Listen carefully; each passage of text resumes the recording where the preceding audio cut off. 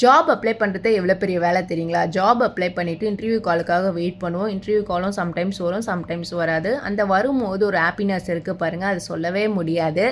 அப்படி வந்ததுக்கப்புறம் நம்ம ப்ரிப்பரேஷன்லாம் பண்ணுவோம். ப்ரிப்பேர்லாம் பண்ணி முடிச்சுட்டு நெக்ஸ்ட் டே வந்து குளிச்சுட்டு சாமி கும்பிட்டு கிளம்பலான்ட்டு இருப்போம். அப்போ குளிக்க போகும்போது வந்து தண்ணி வராது பாருங்கள். அதுதான் இன்றைக்கி எனக்கு வீட்டில் காலையிலேருந்து ஒரு சொட்டு தண்ணி வரல. அதையும் மீறி நான் கிளம்பி போகிறேன் இன்டர்வியூக்கு.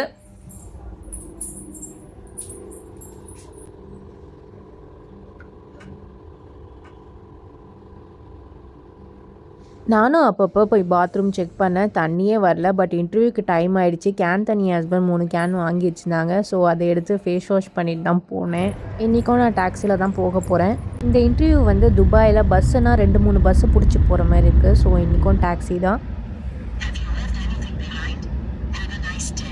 இன்டர்வியூக்கு வந்து என் கூட நிறைய பேர் வந்திருந்தாங்க சேம் பொசிஷனுக்கு. அண்ட் ஃபைனலி இன்டர்வியூலாம் முடிச்சுட்டு கிளம்பிட்டேன். ஆஸ் யூஷுவல் இவங்களும் அதே தான் சொன்னாங்க, கால் பேக் பண்ணுறோன்ட்டு. இன்றைக்கி நான் அல்கூஸில் தான் இன்டர்வியூ அட்டன் பண்ணேன். அல்கூஸ் பற்றியும் எல்லாருக்கும் தெரியும்னு நினைக்கிறேன். பிகாஸ் ரொம்ப டிராஃபிக்கான ஏரியா. எனக்கு டாக்ஸியே கிடைக்கல. 1 மணி நேரம் வந்து நான் வெயிலே நின்றுருந்தேன். டாக்ஸி யாருமே வரவே இல்லை. ரொம்ப டயர்டாகி அதுக்கப்புறம் பஸ் ஸ்டாண்ட்குள்ளே போய் உட்காந்துட்டேன். அதுக்கப்புறம் ஆஃப்டர் 1 hour கழிச்சு ஒரு டாக்ஸி அண்ணா வந்தாங்க.